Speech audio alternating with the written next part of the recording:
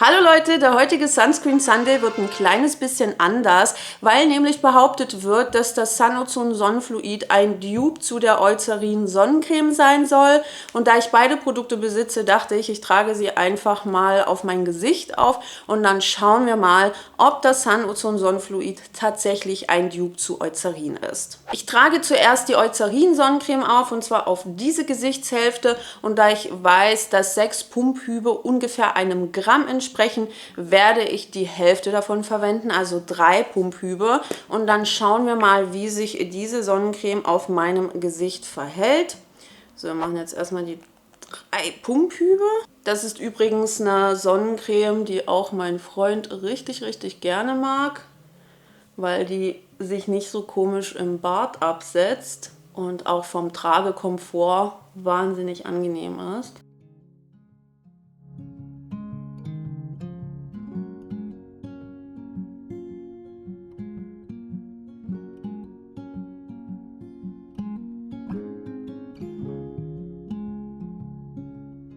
Und auf die andere Seite kommt selbstverständlich das Sunozone Sonnenfluid drauf und davon nehme ich auch 3 Pumphübe. Hier haben wir die Pumphübe und dann geht's los.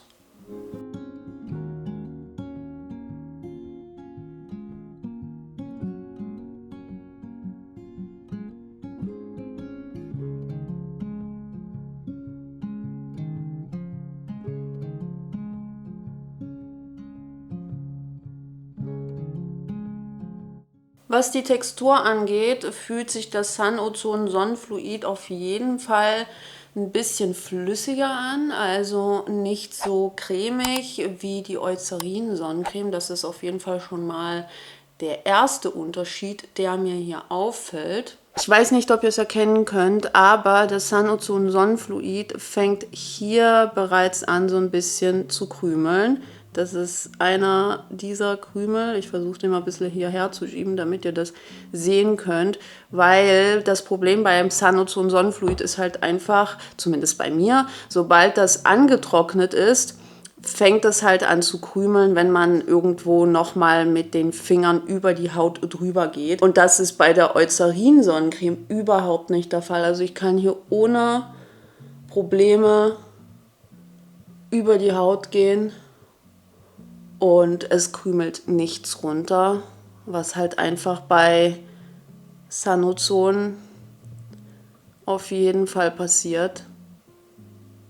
Deswegen kann ich die auch nicht mit Make-up tragen. Auch was das Finish angeht, sind beide Produkte total unterschiedlich. Während das Sunozone Sonnenfluid sehr glänzend auf der Haut aussieht, ist das Eucerin Sonnencreme Gel ja sehr hautähnlich. Also es sieht jetzt nicht so aus, als hätte ich mir super viel Produkt aufgetragen, sondern es sieht einfach wie meine Haut aus. Und hier auf dieser Seite haben wir natürlich noch einiges an Glanz und dementsprechend würde ich einfach sagen, dass das Sunozone Sonnenfluid performance-technisch kein Dupe zu Eucerin ist. Dann schauen wir uns jetzt mal die Formulierungen bei der Sonnencremes an, denn aus meiner Sicht ist es eben auch wichtig, einen Blick auf die Zusammensetzung zu werfen, bevor man behauptet, dass irgendein Produkt ein Dupe zu einem anderen sein soll. Und wie ihr gleich erkennen könnt, sind beide Formulierungen nicht identisch.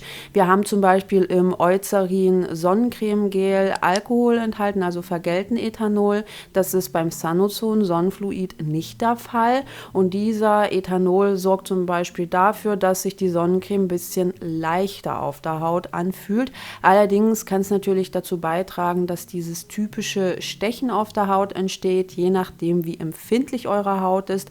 Und bei manchen Menschen führt das eben auch dazu, dass die Augen so ein bisschen tränen, sobald der Alkohol verdunstet.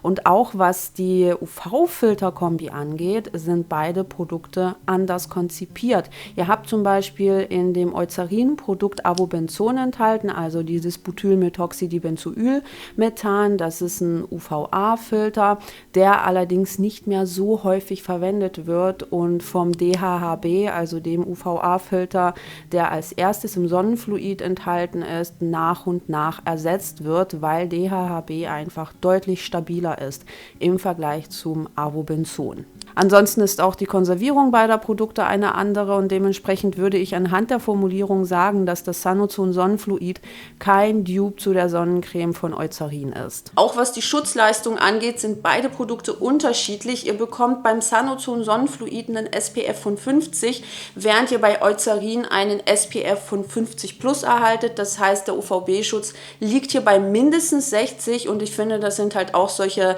Eigenschaften, die man mit einbeziehen muss, wenn man behauptet, dass ein Produkt ein Dupe zu einem anderen ist.